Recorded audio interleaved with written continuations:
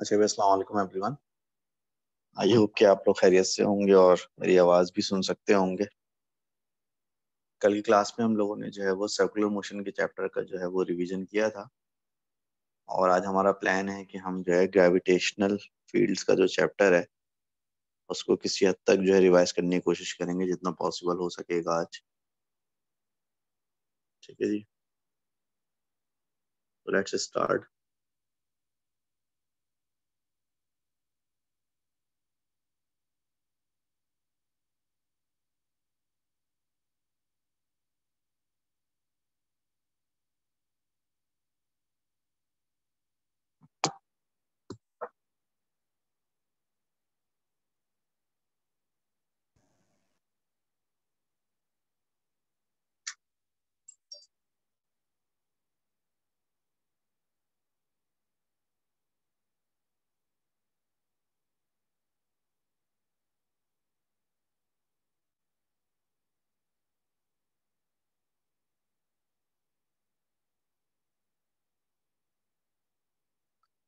Alright, today is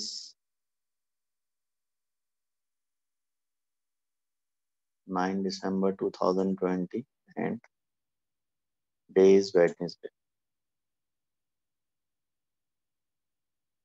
ठीक है जी। Topic जो हम डिस्कस करना चाह रहे हैं वो है ग्रेविटेशनल फील्ड का।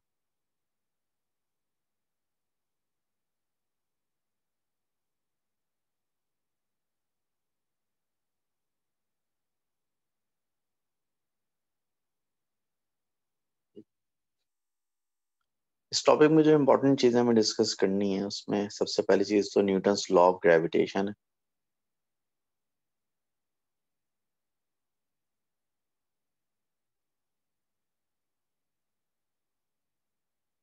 फिर हमें ग्रेविटेशनल फील्ड पे थोड़ी सी बात करनी है।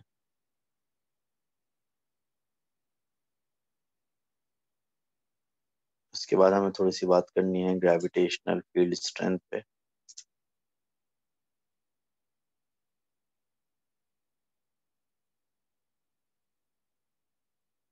Then we will talk about gravitational potential.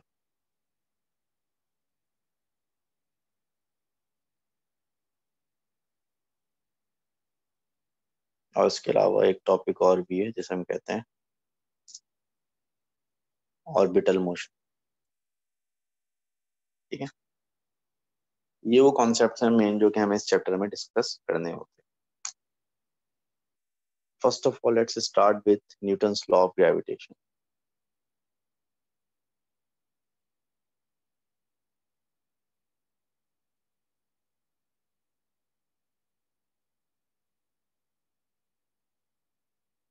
ठीक है, तो will start with Newton's law of gravitation. Newton's law of gravitation से हम स्टार्ट करते हैं। न्यूटन्स लॉ ऑफ ग्रेविटेशन क्या कहता है? वो कहता है कि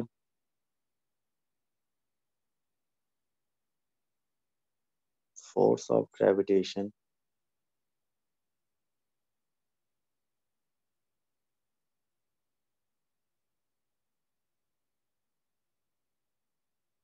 between two point masses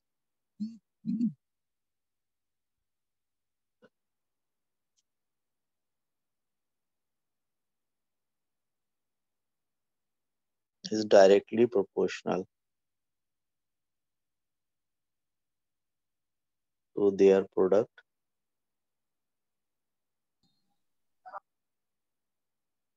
and inversely proportional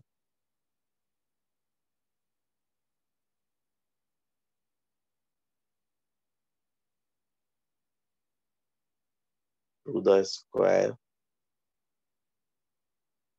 of separation between them। Newton first law of motion की जो स्टेटमेंट है। ठीक है, अब Newton first law of motion की स्टेटमेंट ये कहती है कि force of gravitation between two point masses is directly proportional to their product and inversely proportional to the square of separation between them। ठीक है, यानी कि अगर फर्स्ट के मेरे पास 2 पॉइंट मासेस हैं लाइक दिस, एक पॉइंट मास ये है और एक पॉइंट मास ये, ठीक है, या बल्कि मैं और छोटा बनाता हूँ इनको। फर्स्ट कहने की एक पॉइंट मास ये है भाई और एक पॉइंट मास ये जो पॉइंट मास है इसका मास है m1, इसका मास है m2, और इनके दरमियान जो डिस्टेंस है वो क्या है, इनके दरमियान डिस्टेंस मिसाल के तौर पर r है। तो पहले तो आप ये समझें कि पॉइंट मास का मतलब क्या होता है। पॉइंट मास मतलब होता है ऐसे मासेस जिनका वॉल्यूम ना होने के बराबर हो, जिनका वॉल्यूम तकरीबन जीरो, वॉल्यूम ना होने के बराबर हो। अब ऐसे दो मासेस के दरमियान जो फोर्स ऑफ ग्रेविटेशन है वो डायरेक्टली प्रोपोर्शनल है to the product, to their product. यानी कि फोर्स ऑफ ग्रेविटेशन जो है वो डायरेक्टली प्रोपोर्शनल है दोनों के मासेस के प्रोडक्ट के, एंड इनवर्सली प्रोपोर्शनल, और ये force of gravitation inversely proportional है to the square of separation between them. यानी इनके दरमियान जो सेपरेशन है, जो डिस्टेंस है, इसके स्क्वायर के इनवर्सली प्रोपोर्शनल। अगर इन दोनों चीजों को एक जगह कंबाइन करें तो फोर्स जो है वो प्रोपोर्शनल है m1 m2 upon R square. और यहाँ पर अगर आप कांस्टेंट ऑफ प्रोपोर्शनैलिटी लेकर आते हैं तो कांस्टेंट ऑफ प्रोपोर्शनैलिटी आता है capital G, m1 m2 upon R square. अब ये जो g है यहाँ पर, ये g यहाँ पर क्या कहलाता है, ये g यहाँ पर कहलाता है universal gravitational constant.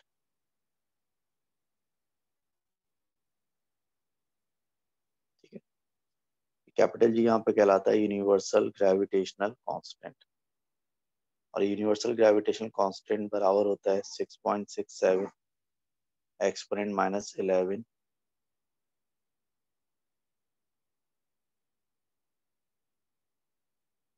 Newton metre square kilogram -2। ये कैपिटल जी की वैल्यू होती है 6.67 exponent -11 newton metre square kilogram -2। ठीक है, फॉर एग्जाम्पल अगर मैं आपसे कहूँ कि ये एक पॉइंट मास है और ये 2 किलोग्राम का है, ये दूसरा पॉइंट मास है, ये 10 किलोग्राम का है, उनके दरमियान डिस्टेंस जो है वो है 10 मिलीमीटर का। ठीक है, तो इनके बीच में फोर्स ऑफ ग्रेविटेशन कितनी है, फोर्स ऑफ ग्रेविटेशन कैसा है कि capital G m1 m2 upon R square. Capital G की वैल्यू कितनी होगी, कैपिटल जी की वैल्यू होगी भाई 6.67 एक्सपोनेंट -11, और m1 is 2 kilogram, m2 is 10 kilogram, divide by 10 millimetre, यानी कि 10 एक्सपोनेंट -3 का स्क्वायर। तो ये हो जाएगा आपका भाई, क्या हो जाएगा ये हो जाएगा आपका 6.67 exponent -11 multiply by 20 divide by 100 into 10 की पावर -6। अब चलो उसका जो भी आंसर आ जाए वो फोर्स ऑफ ग्रेविटेशन न्यूटन में हो जाए। अब देखिए ये लॉ लगाते वक्त हमने जो है ये अज्यूम किया है कि हम ये लॉ पॉइंट मास पे लगाते हैं। यानी कि ये लॉ हम उस वक्त लगाते हैं जब आप ये अज्यूम करें कि जिस जो जो जो चीज दो चीज आपस में एक दूसरे को अट्रैक्ट कर रही हैं उनका कोई वॉल्यूम नहीं। बट प्रैक्टिकली स्पीकिंग तो कोई ऐसी चीज नहीं होती ना। प्रैक्टिकली स्पीकिंग अगर फर्ज करें कि हमारे पास ये एक ऑब्जेक्ट है, ठीक है, और ये दूसरा ऑब्जेक्ट है, इन दोनों ऑब्जेक्ट के दरमियान हमें जो है ये लॉ ऑफ ग्रेविटेशन अप्लाई करना है। तो अगर ऐसा होना तो हम अज्यूम करते हैं कि इसका सारा मास इसके सेंटर पे कॉन्सेंट्रेटेड है, सेंटर ऑफ ग्रेविटी जिसे कहते हैं, और हम अज्यूम करते हैं इसका सारा मास के यहाँ पर सेंटर पे कॉन्सेंट्रेटेड है। तो ये हमारा मास m1 हो जाता है और ये हमारा मास m2 हो जाता है। और फिर हम क्या करते हैं, फिर हम ये करते हैं कि हम ये अज्यूम कर लेते हैं कि इनका सारा मास सेंटर में कॉन्सेंट्रेटेड है। तो फिर हम डिस्टेंस बिटवीन दियर सेंटर्स लेते हैं। जब हम डिस्टेंस बिटवीन दियर सेंटर्स लेंगे तो बेसिकली वो जो डिस्टेंस बिटवीन सेंटर्स होगा वो इनकी सेपरेशन आ जाएगी पॉइंट मासेस की। ये आपका आर हो जाएगा, का फॉर्मूला लगा देंगे F = capital G m1 m2 upon R square. ठीक है जी, चलें और आगे चलते हैं। इसका जो अगला कॉन्सेप्ट है वो कहलाता है ग्रेविटेशनल फील्ड। ठीक है, तो अगला कॉन्सेप्ट है वो कहलाता है ग्रेविटेशनल फील्ड कहलाता है।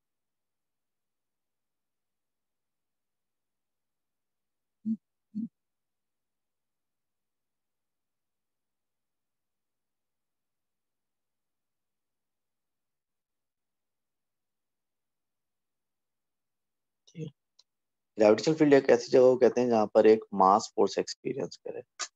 ठीक है, एक सेकंड जरा रुकिएगा।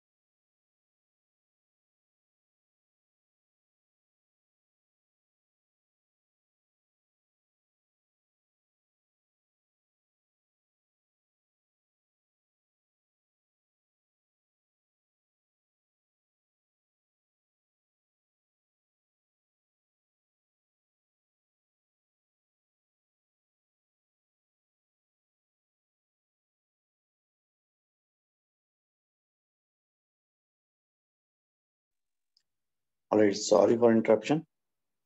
तो हम बात कर रहे थे ग्रेविटेशनल फील्ड की। तो ग्रेविटेशनल फील्ड एक ऐसे रीजन को कहते हैं जहाँ पर एक मास जो है फोर्स एक्सपीरियंस करे। ठीक है, फॉर एग्जाम्पल अगर फर्स्ट करेंगे ये एक प्लेनेट है। ठीक है, अब इस प्लेनेट के पास अगर आप एक मास को लेकर आते हैं तो प्लेनेट इसको तरफ अट्रैक्ट करेगा।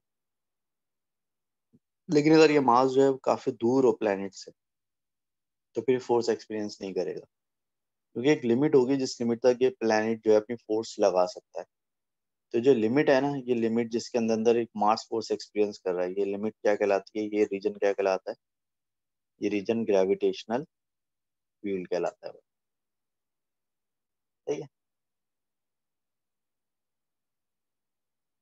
अब होता है आपके पास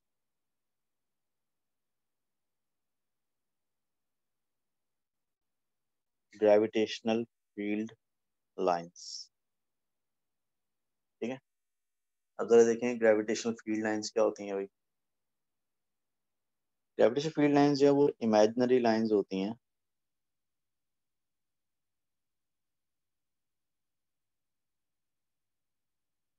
drawn to show direction of gravitational force acting on a mass। जब आप ग्रेविटेशनल फील्ड में किसी मास को लेकर आते हैं और वो मास जब कोई फोर्स एक्सपीरियंस करता है तो उस फोर्स की जो डायरेक्शन होती है ना वो ग्रेविटेशनल फील्ड लाइंस के जरिए शो की जाती है। मिसाल के तौर पे if you have got a planet like this, एक प्लैनेट है भाई, तब ये प्लैनेट जो है ये किसी भी मास को अपनी तरफ अट्रैक्ट करेगा। तो किस तरफ अट्रैक्ट करेगा, अपने सेंटर की तरफ अट्रैक्ट करेगा। यानी कि जो आप मैं ग्रेविटेशनल फील्ड लाइन बनाएंगे वो कैसे बनाएंगे, फर्स्ट करें तो ये इसका सेंटर है, तो एक लाइन तो आप यूँ ड्रॉ करते हैं सेंटर से, ये मैं आपको टेक्निक बता रहा हूँ ड्रॉ करने। फिर एक लाइन यूँ ड्रॉ करें सेंटर से, फिर एक लाइन यूँ ड्रॉ करें सेंटर से, फिर एक लाइन यूँ ड्रॉ करें सेंटर से।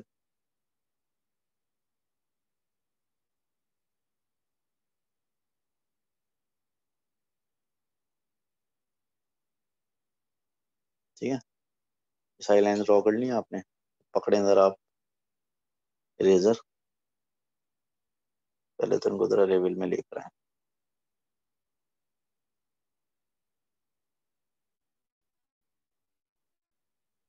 अब ये अंदर वाली लाइन जो है सारी मिटा दें आप।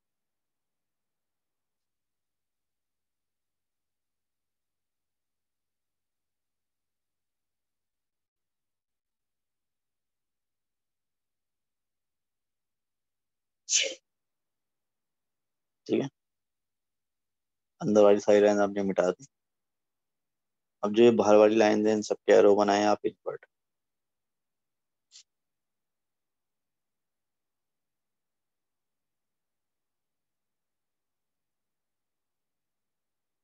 तो ये आपने ग्रेविटेशनल फील्ड लाइन एक प्लेनेट की बना दी। ठीक है, या आपने एक प्लेनेट की ग्रेविटेशनल फील्ड लाइन जो बना दी। सर इसको रेडियल फील्ड कहते हैं। हाँ रेडियल कहते हैं। रेडियल मतलब जो सेंटर से गुजरे उसको रेडियल कहते हैं। ठीक है। उसके बाद एक कॉन्सेप्ट होता है जिसे हम कहते हैं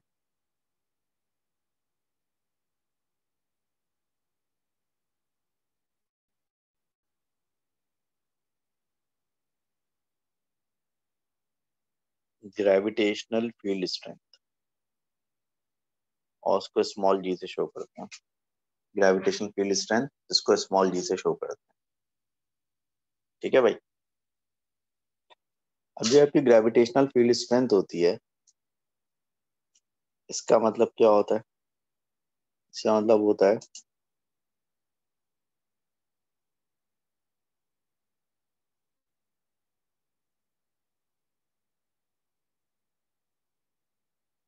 force acting per unit mass in a gravitational field of course. तो ग्रेविटेशनल फील्ड में यूनिट मास पे जो फोर्स लगती है उसको हम क्या कहते हैं? उसको हम ग्रेविटेशनल फील्ड स्ट्रेंथ कहते हैं उसको। ठीक है जी, तो उसको हम ग्रेविटेशनल फील्ड स्ट्रेंथ कहते हैं।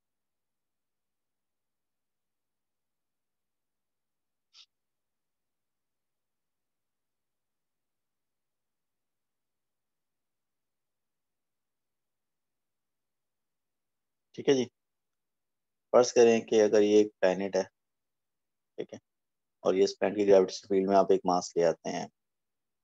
इस पर फोर्स कितनी लगती है? फोर्स लगती है कैपिटल है। प्लैनेट का मास है कैपिटल है। ये जो फोर्स लग रही है किसके ऊपर? स्मॉल एम के ऊपर। Force acting per unit mass, ये ग्रेविटेशनल फील्ड स्ट्रेंथ कहलाती है। Gravitational field strength is the force of gravitation acting per unit mass, या force acting per unit mass, simple as that. ठीक है, अब यहाँ से अगर हम इसकी एसआई यूनिट निकालें तो उसकी एसआई यूनिट क्या बनती है? यहाँ से अगर एसआई यूनिट निकालें तो उसकी एसआई यूनिट बनती है न्यूटन पर किलोग्राम। एसआई यूनिट बनती है न्यूटन पर किलोग्राम, और ये एक वेक्टर क्वांटिटी होती है। ठीक है, इसकी एसआई यूनिट बनती है न्यूटन पर किलोग्राम, और ये एक वेक्टर क्वांटिटी होती है। ठीक है,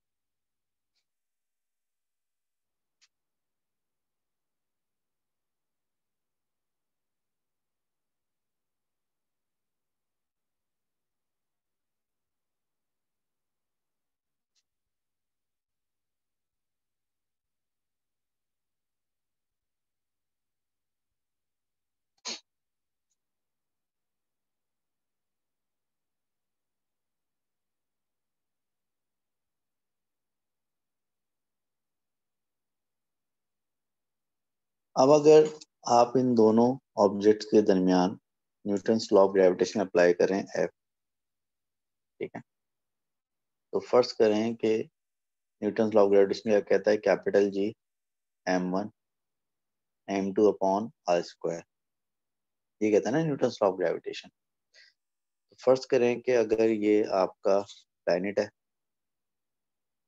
और प्लैनेट का मास कितना है? कैपिटल है। और ये एक ऑब्जेक्ट है जिसका मास कितना है? स्मॉल है। अब इन दोनों के सेंटर्स के बीच में जो डिस्टेंस है वो फर्ज करें कितना है? वो फर्ज करें है स्मॉल r। ठीक है, इन जो है दोनों के दरमियान, सेंटर के दरमियान जो डिस्टेंस है वो कितना है? वो स्मॉल r है। तो इनके दरमियान जो फोर्स ऑफ ग्रेविटेशन होगी वो कितनी होगी? Capital G small m capital M upon r square. Small m मतलब वो जो छोटा ऑब्जेक्ट जिसको मास और जिसको प्लैनेट अट्रैक्ट कर रहा है उसका मास, और कैपिटल M का मतलब है प्लैनेट का अपना मास। तो अब जो है वो आपका F जो है वो बराबर है इसके, और F अपॉन स्मॉल m किसके बराबर होता है? ग्रेविटेशन फील्ड स्ट्रेंथ के बराबर होता है नहीं होता है? तो ग्रेविटेशन फील्ड स्ट्रेंथ आपका बराबर होगा capital G small m capital M upon r square. ये तो हो गया F divide by small m cancel.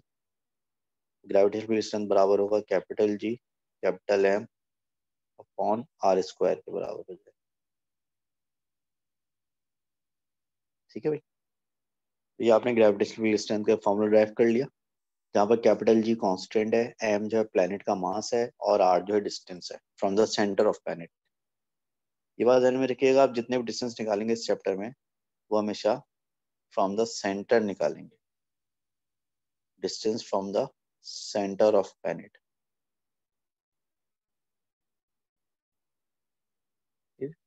Distance from the centre of planet. For example अगर मैं आपसे कहूँ कि भाई ये एक प्लैनेट है बेचारा, लेट से अर्थ वगैरह कोई भी प्लैनेट है, इस पॉइंट का जो डिस्टेंस है यहाँ से, वो डिस्टेंस कितना?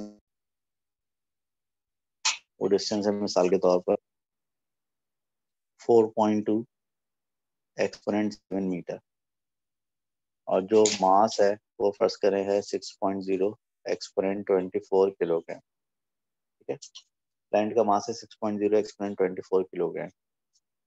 तो आप बताएं कि इस पॉइंट पर वैल्यू ऑफ जी कितनी होगी? ठीक है, तो वैल्यू ऑफ जी बराबर होती है capital G capital M upon R square के। तो कैपिटल जी है 6.67 exponent -11, mass of planet is 6.0 exponent 24 and divide by R की वैल्यू कितनी है? 4.2 इंटू 10 की पावर 7 का स्क्वायर। सॉल्व करके बताएं कि आंसर आ रहा है जल्दी से, शाबाश।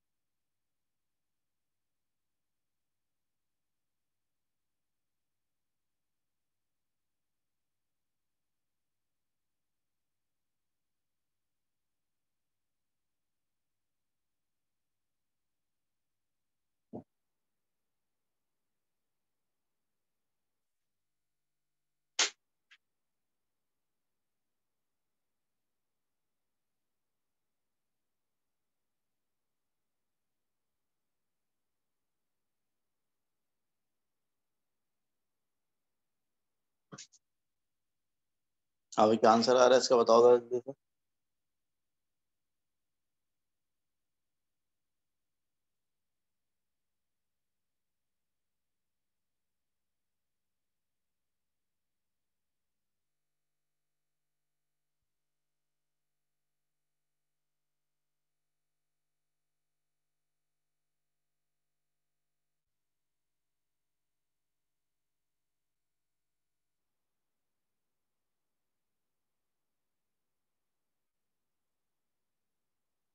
आप खुदा के लिए आंसर बता दो उसका क्या आ रहा है।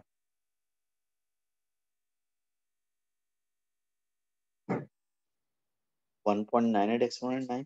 नहीं भाई, चेक सर तो जरा जीरो सी। Point two two 0.2268। 0.2223 2268। 0.23 कर लें इसको। 0.23 न्यूटन पर किलोग्राम। ये जी का आंसर आ जाएगा। आ गया। चलें एक क्वेश्चन आप लोग सॉल्व करें जल्दी से। ये एक प्लेनेट है बेचारा। इस प्लेनेट की सरफेस पर एक पॉइंट है। इस पॉइंट पे वैल्यू ऑफ जी मालूम कर। ठीक है। अब इस प्लेनेट का मास मैं आपको देता हूँ।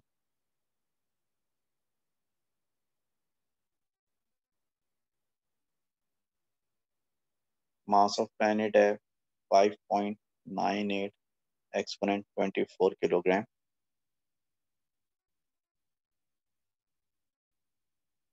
रेडियस ऑफ प्लेनेट है 6.38 exponent 6 metre. And capital G की वैल्यू है 6.67 exponent -11 newton metre square kilogram minus. तो आप वैल्यू ऑफ जी मालूम करें on the surface of planet. जल्दी फटाफट, 3 मिनट है आप लोगों के पास।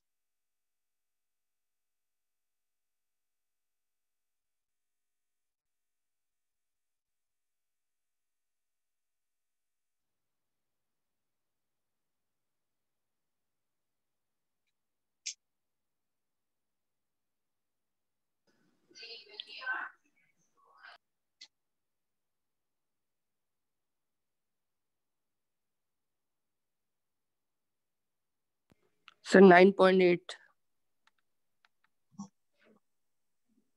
पागल लोग भी सॉल्व कर लेंगे इसको सॉल्व।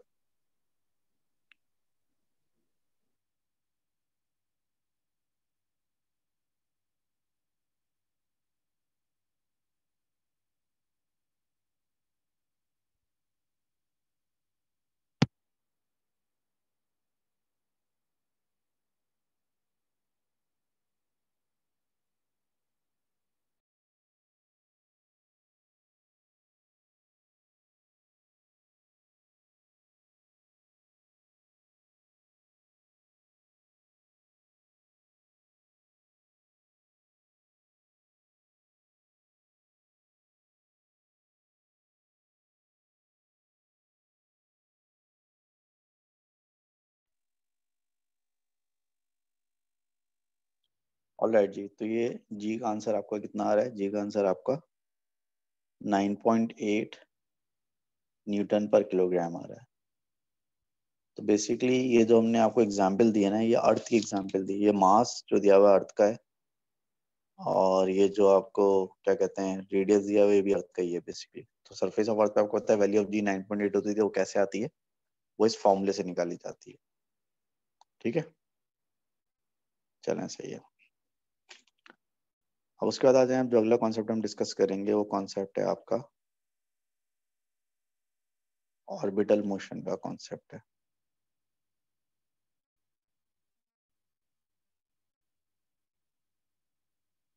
ऑर्बिटल मोशन, जो आपका ऑर्बिटल मोशन है, उसका मतलब क्या है? उसका मतलब ये है कि इसमें पहले आपको कॉन्सेप्ट समझना होगा सैटेलाइट का।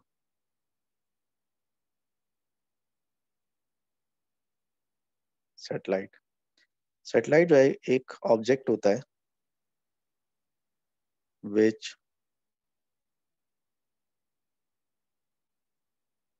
Orbits a planet. ठीक है। सैटेलाइट एक ऐसा ऑब्जेक्ट होता है जो कि एक प्लैनेट को ऑर्बिट करता है। जैसे चांद हमारी जमीन को ऑर्बिट करता है, तो चांद एक सैटेलाइट है। ठीक है। अब सैटेलाइट जो होते हैं वो आर्टिफिशियल भी होते हैं और नेचुरल भी होते हैं। और ये आपका सैटेलाइट है। ठीक है। और सैटेलाइट जो है वो प्लैनेट को चारों तरफ से ऑर्बिट कर रहा है। ठीक है। सैटेलाइट जो प्लैनेट को चारों तरफ से ऑर्बिट कर रहा है, बीच में लिया अपने प्लैनेट को। बीच में आ गया प्लैनेट? हाँ मेरे ख्याल से आ गया बीच में प्लैनेट।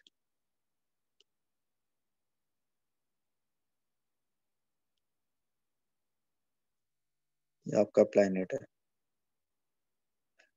प्लैनेट के मास को कैपिटल एम ले लेते हैं, सैटेलाइट के मास को स्मॉल एम ले लेते हैं। प्लैनेट के सेंटर से लेकर सैटेलाइट तक का जो डिस्टेंस है, ठीक है, ये डिस्टेंस आर कहलाएगा, और आर का मतलब क्या है यहाँ पर? Radius of orbit.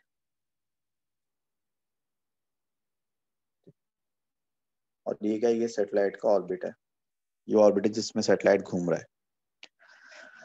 अगर एक सैटेलाइट किसी प्लैनेट के चारों तरफ घूम रहा है तो वो सैटेलाइट सर्कुलर मोशन में, और सैटेलाइट को सर्कुलर मोशन में मूव कराने के लिए आपको रिजल्टेंट फोर्स चाहिए होती है, इसको आप सेंट्रीपिटल फोर्स कहते हैं। ठीक है, in order to maintain circular motion, यहाँ पर आपको सेंट्रीपिटल फोर्स चाहिए होगी, और वो सेंट्रीपिटल फोर्स आपको कहाँ से मिलती है? सेंट्रीपिटल फोर्स आपको ग्रेविटेशनल फोर्स से मिलती है।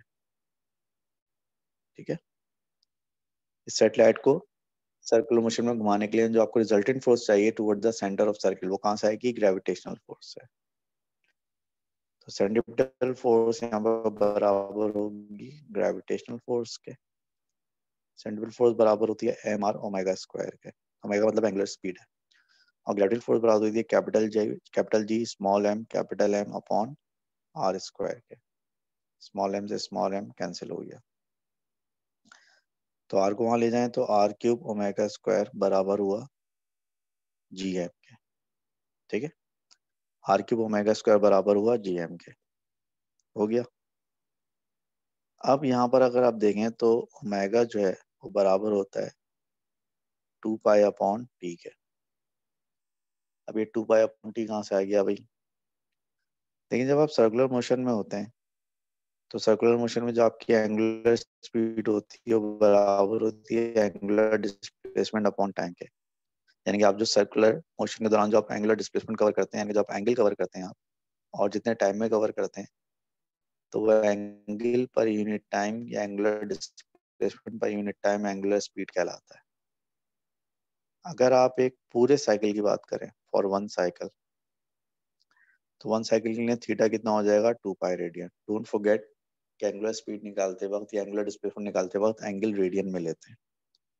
और टाइम जो होगा कहलाएगा टाइम पीरियड। टाइम पीरियड मतलब एक चक्कर लगाने का टाइम। तो यहाँ से ओमेगा आपका किसके बराबर होगा? एंगल की जगह आ गया 2 पाई, टाइम की जगह आ गया कैपिटल टी। सो ओमेगा बराबर है 2 पाई अपॉन टी के।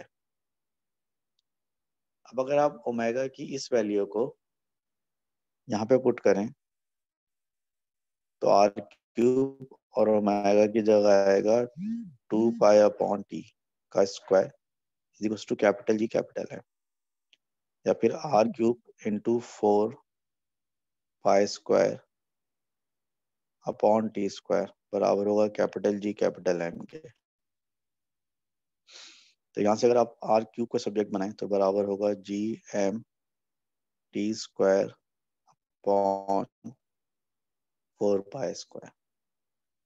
अगर आप आर निकालना चाहते हैं तो दोनों साइड पर आपको क्यूब रूट लेना पड़ेगा, स्क्वायर रूट नहीं, क्यूब रूट। क्यूब रूट क्यों?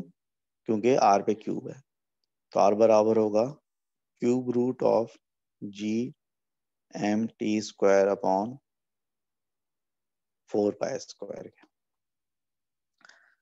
तो ये हमने एक फॉर्मूला ड्राइव कर लिया। इस फॉर्मूले में बेसिकली दो वेरिएबल्स हैं।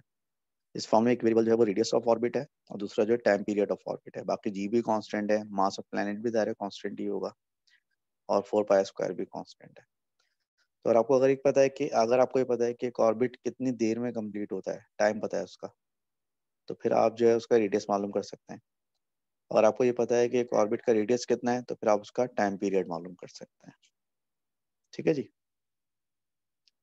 अच्छा, अब इसी से रिलेटेड एक कॉन्सेप्ट है, उस कॉन्सेप्ट को हम कहते हैं जियो stationery satellite.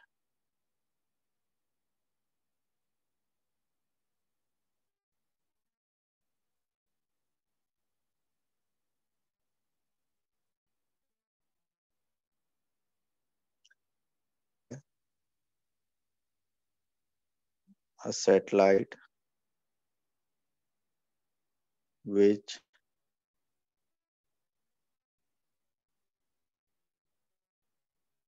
completes in 24 hours। यानी कि जियोस्टेरिक सैटेलाइट एक ऐसा सैटेलाइट होता है जो कि अपनी एक रोटेशन जो है 24 आवर्स में कंप्लीट करता है। यानी फर्ज करें कि अगर ये अर्थ है, ठीक है, ये अर्थ है और ये जियोस्टेशनरी सैटेलाइट है, तो जियोस्टेशनरी सैटेलाइट जो है वो अपना एक चक्कर उतनी देर में कंप्लीट करेगा जितनी देर में जमीन अपना एक चक्कर कंप्लीट करती है। ये जमीन जो है वो एक पूरा घूमती है कितनी देर में, 24 घंटे में घूमती है ना, तो सैटेलाइट भी पूरा एक दफा कितनी देर में घूमेगा, 24 घंटे में घूमेगा पूरा एक दफा। तो जियोस्टेशनरी सैटेलाइट उतनी देर में रोटेशन कंप्लीट करता है जितनी देर में जमीन अपनी एक्सिस के चारों तरफ एक जो है वो अपनी स्पिन मोशन कंप्लीट करती है। जो जियोस्टेशनरी सैटेलाइट होता है उसका जो ऑर्बिट होता है वो हमेशा इक्वेटर के ऊपर होता है। Its orbit is above the equator, ठीक है। एक जियोस्टेशनरी सैटेलाइट का जो ऑर्बिट होता है वो इक्वेटर के बिल्कुल ऊपर होता है, इक्वेटर के एग्जैक्टली ऊपर होता है। और ये जो जियोस्टेशनरी सैटेलाइट होता है वो जमीन के ऊपर किसी भी पॉइंट के हिसाब से स्टेशनरी होता है।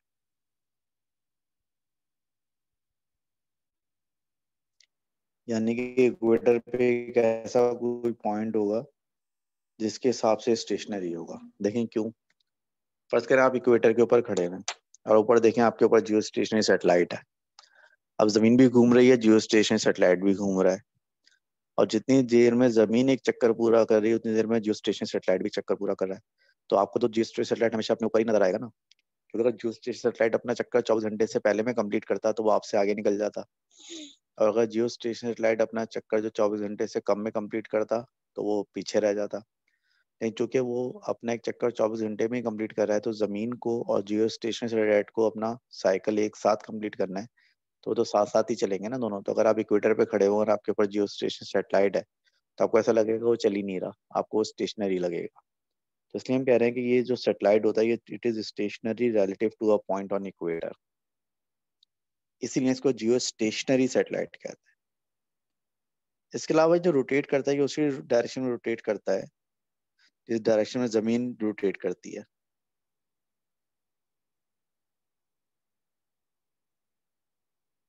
It rotates in the same direction as that of earth. यानी कि अर्थ जिस डायरेक्शन में रोटेट करेगी ये भी उसी डायरेक्शन में रोटेट करेगा। बाय द वे अर्थ जो है वो वेस्ट से वेस्ट टू ईस्ट रोटेट करती है।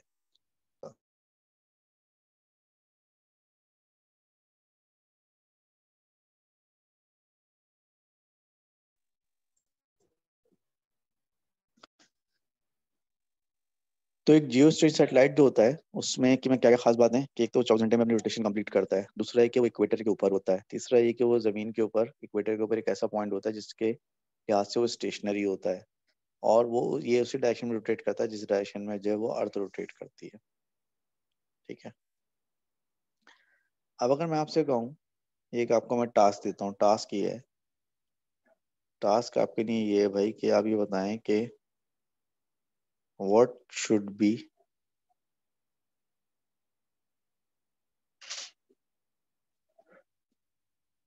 द रेडियस ऑफ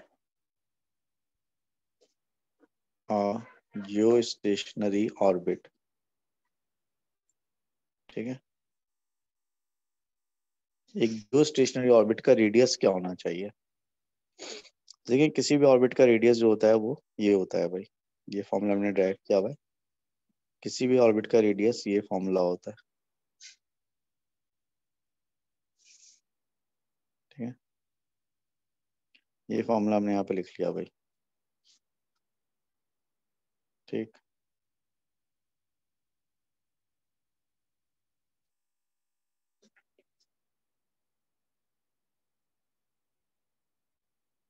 अब यहाँ पर जियो स्टेशनरी जो सेटेलाइट है रेडियस में खास बात है, और उसमें खास बात है कि उसका टाइम पीरियड आपको पता है, उसका टाइम पीरियड 24 आवर्स होता है।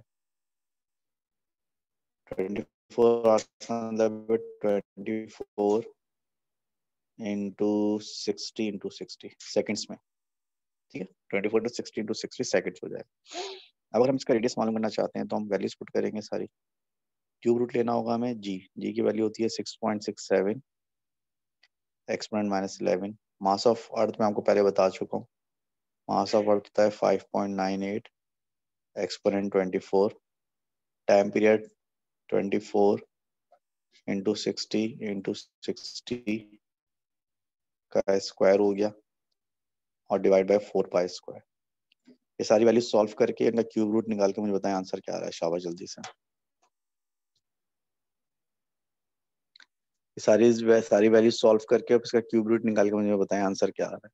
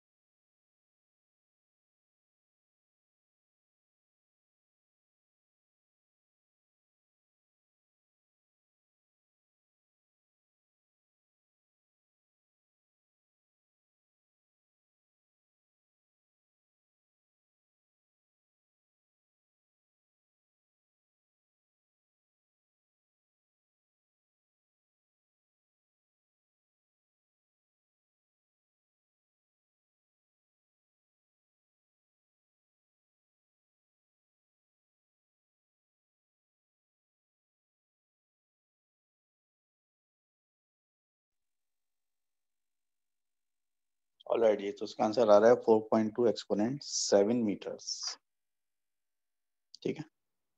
तो radius of a geostationary orbit जो है वो कितना हो गया, 4.2 एक्सपोनेंट 7 मीटर्स हो गया, ठीक है। तो ये जियोस्टेशनरी सैटेलाइट की भी बात हो गई, ठीक है। अब आगे चलते हैं। अब जो अगला कॉन्सेप्ट है वो क्या कहलाता है, वो कहलाता है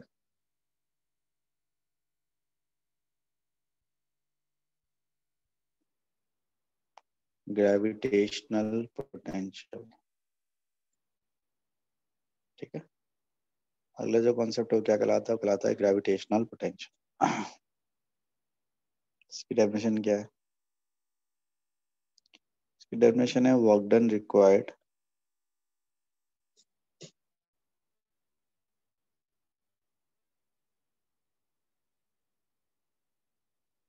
to bring a unit mass from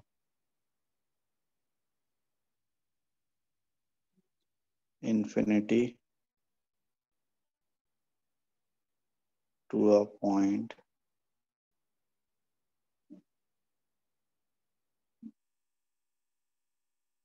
in gravitational field, ठीक है। ये ग्रेविटेशनल पोटेंशियल की डेफिनेशन है भाई।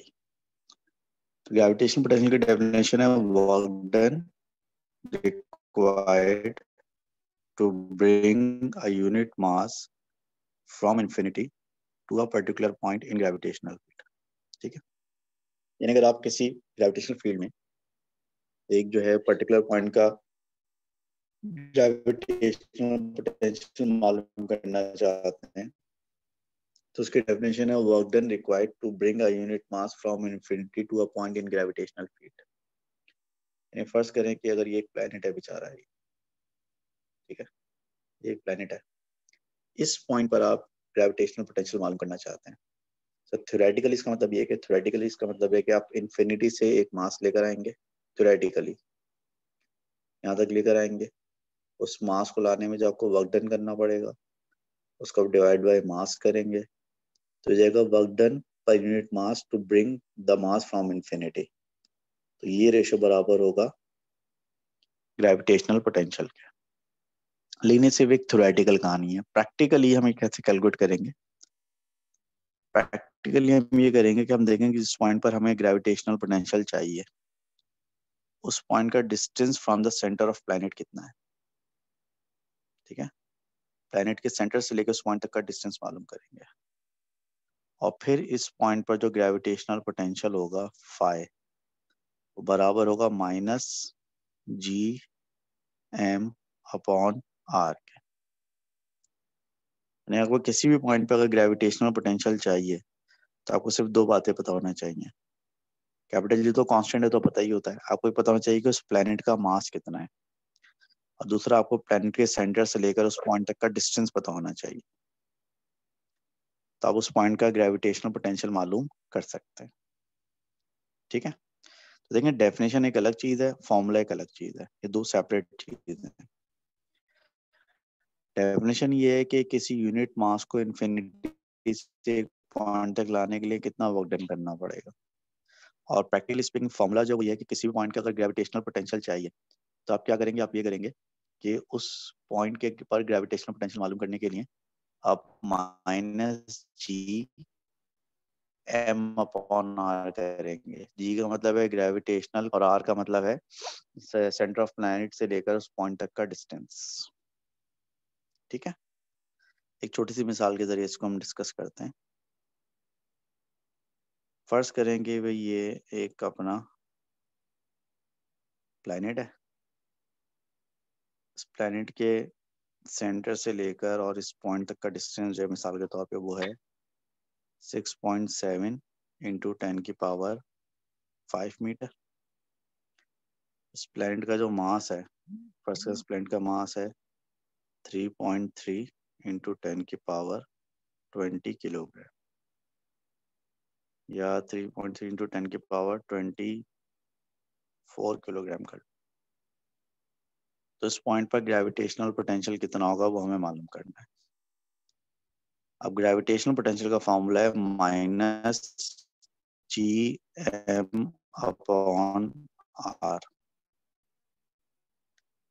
तो हो जाएगा एक्सपोनेंट -11, मास की जगह आएगा 3.3 एक्सपोनेंट 24 और r की जगह आएगा 6.7 एक्सपोनेंट 5। इसको सॉल्व करके बताएं आंसर क्या आ रहा है जल्दी से, शाबाश आनंद पाना।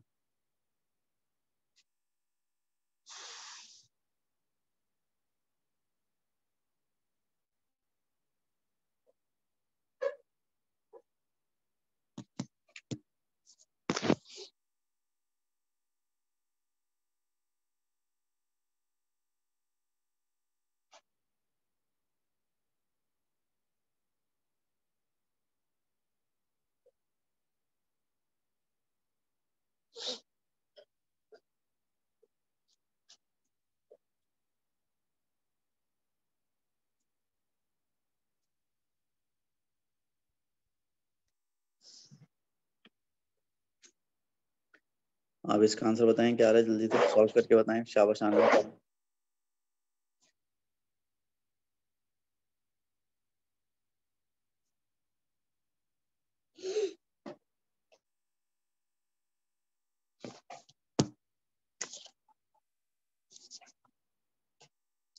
नहीं, इसकी डेरिवेशन नहीं है खुद बहुत इसकी। 3.3 10⁸ सर। 3 एक्सपोनेंट 8। ठीक है, अच्छा इसकी यूनिट भी जरा देख लें। इसकी क्या चीज है, basically work done per unit मास है ना ये, तो इसकी यूनिट क्या बनेगी, यूनिट बनेगी जूल पर किलोग्राम, और ये एक स्केलर क्वांटिटी है।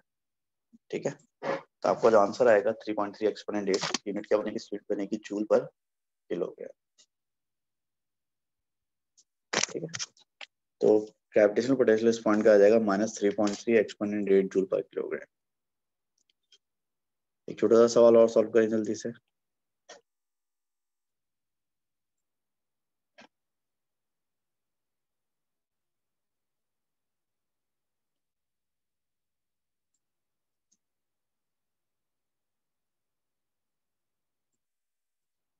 Calculate gravitational potential on the surface of Earth.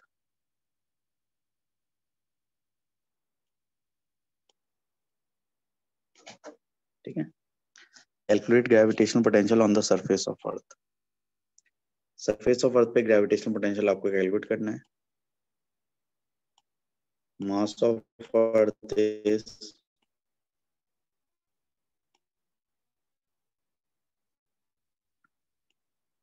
Kilogram,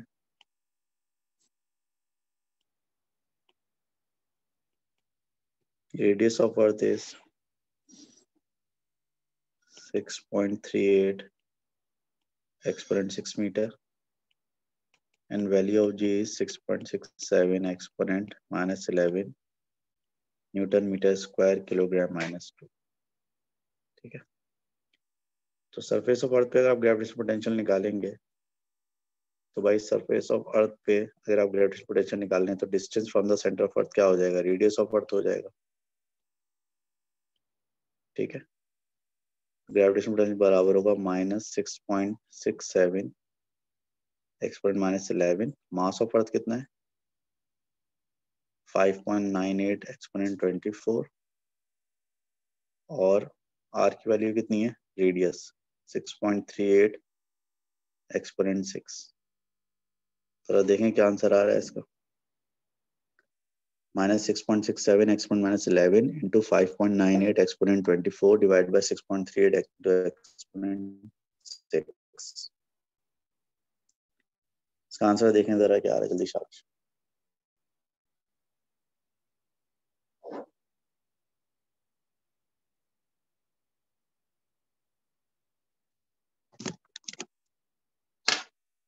-6.25 -6.25 exponent 7 joule पर किलोमीटर।